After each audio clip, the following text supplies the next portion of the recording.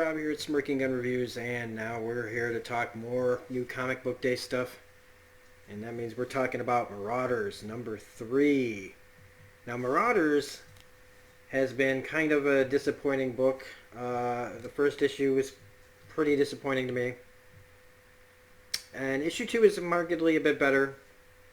After reading X-Men number 3, I was like, oh man, what... So let me just say, this is the best issue of Marauders so far. Easily the best. Because we take one story and they know what to do with it, which is, and by this cover, is nothing, like, this is right, and Charles is right, but the rest of that cover doesn't make sense. Just like this one doesn't make sense either, because yeah, while the two of them are in it and they're in the Savage Land, they're not riding dinosaurs, they're fighting old ladies. But this, as the Black King, Sebastian Shaw, acting a lot more, just like he was in character in issue 2, he's really in character in issue 3, and we get what he was up to not too long after he decided to take charge, and we've got this. The art in here is really good too. I'm really digging the art in this issue from Michelle Bandini, I believe it is. Let me double check on that. Yeah, I really like it in this one. We get to see the Hellfire Harbor and what Sebastian Shaw was doing. He says he was going to right a most grievous wrong and restore the Shaw bloodline. So he goes to the 5, what does he call it? Yeah, the 5. You know, you got Gold Balls and Egg and the rest of them. And Pyro, who we see post, like before he got on the ship, right? So he'd been drinking and hanging out there. This part is the only part that's kind of just like, why did they need Pyro in there to be like, drunk and talking? You know, they say like, oh, my son won't remember what happened. No, man, not your son or Pyro. Hey guys, like, I don't know why he's there, just stand there and be weird. But what Charles does do with the help of the 5 is bring back Sebastian Shaw, who was a big player back in the 90s, man, and he is the son of Sebastian Shinobi Shaw, not Sebastian. He brings back Shinobi Shaw. Shinobi Shaw was a big pain in the neck back in the 90s. I don't know how long he lasted, because after like about 96 I got out of the comics for a long time. But it's really interesting bringing this guy back because he's another bad guy, a really bad guy. And, you know, Charles is writing, you know, helping Sebastian right this wrong. And throughout the rest of this book, he is trying to bring his son back into the fold and groom him to be a part of what he's doing. And there's bad blood between these two, and it still kind of continues. Where he's like, yeah, I still want to kind of kill my dad, and he wanted to kill him, and it was just, you know. You know, I guess we've all wanted to do something like that at one point to our fathers, maybe. I don't know.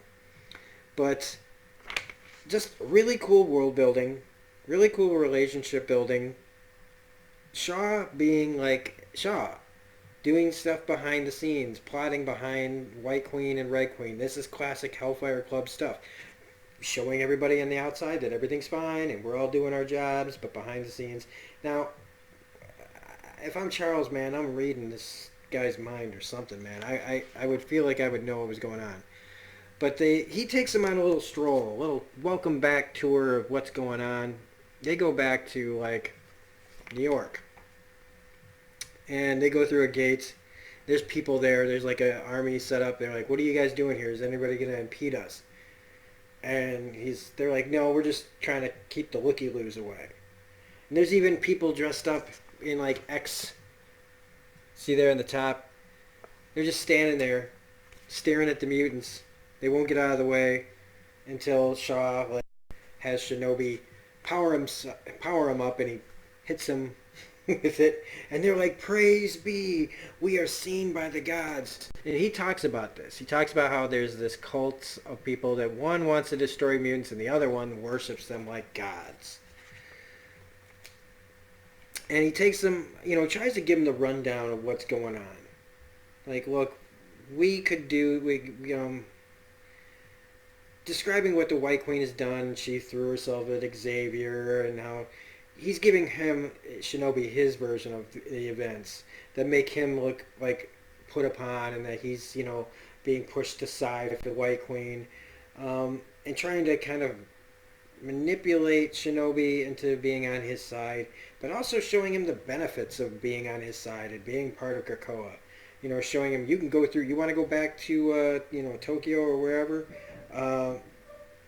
Here, just walk through a gate. Don't bother taking a plane. And immediately when he gets back there, he goes to deal with some business of his own. So Shinobi's like talking about how he owed people money, and that he's not, going to not pay that money back. Plus, now you guys have a friend in Krakoa.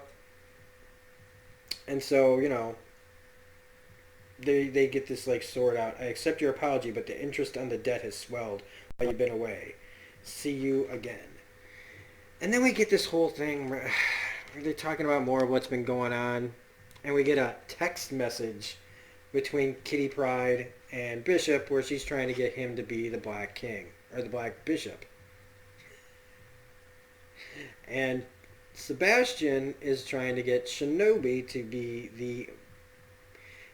Kitty's trying to make Bishop the Red Bishop.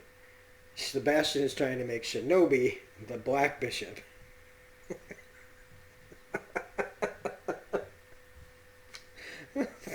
I just got that. I was just like, oh man. So he hooks him up with a boat, and he's telling him like basically his game of what's going on. And that, you can walk away, you can go through the door again, you don't have to be a part of this, but if you do, there's stuff that we can do here.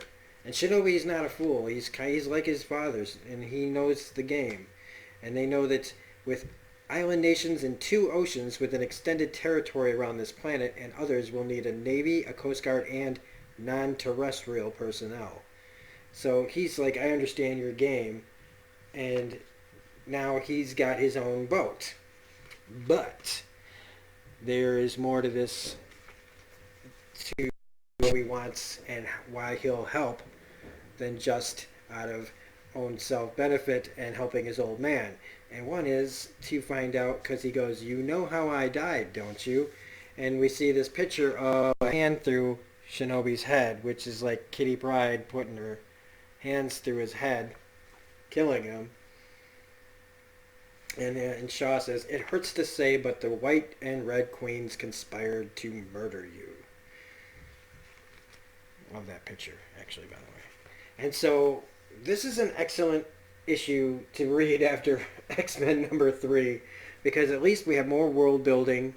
We get to see Sebastian Shaw up to his same old tricks, but now bringing his son into it. And the only thing about all this that just bothers me is that, man, Charles is just, they really are, they're bringing back these bad guys, and there's no oversight to keeping an eye on them. Now, I know there's supposed to be that book that they're teasing with Psylocke and Havoc are in it to watch over the, the naughty mutants out there that want to cause a ruckus. So I think that book needs to come out very soon, because Kitty says, to Bishop, if you take the spot, you're going to be able to keep an eye on the people that you were going to normally keep your eye on anyway, except they're going to be in the same room with you. So there's a lot of really cool stuff happening in this book. The humor still doesn't land very good. The art is pretty great. And for, Jerry Duggan, who, he's done some pretty good stuff, but his, when he was on Deadpool, that's way different than this. And I think he's doing a pretty good job so far. And we're almost done with this video too. We almost got to the end before it completely went off the rails. But a lot of good stuff happening here in Marauders number 3. Way better than X-Men number 3 in my opinion. Definitely a book on the rise at this point. I can't wait to see what comes next because it looks like Shaw's trying to position Shinobi to kill Kitty and Emma or whatever. And it's going to be exciting to watch this more of Dawn of X just completely collapse in on itself before it barely even gets started. So, if you just like watching the mutants, fail, then we're really knocking it out of the park. It hasn't been very impressive so far as to what they've been getting done, because really it's just been as soon as House of X and Powers of 10 started or ended and we jumped off here, it's just been like, I get problems. There's always got to be problems because otherwise there's no conflict, no drama. But good Lord, it's kind of overwhelming at how many awful things are happening, like, across all these books. Which makes X-Force and Fallen Angels and even New Mutants and actually every Excalibur too I'm really excited about, but like Marauders has got a lot of people like plotting, and X-Men just kind of feels like a mess. So here's to hoping that Excalibur number 3 is as good at least as Marauders number 3. So if you like this review, please hit the like button, comment, share, subscribe, all that jazz. You can find me on Twitter at reviews_gun. If you want to contribute to the channel, it's paypal.me/smirkinggunreviews. It's in the description below. Otherwise, this is Rob saying have a great day, and we'll see you on the next comic book review. Bye.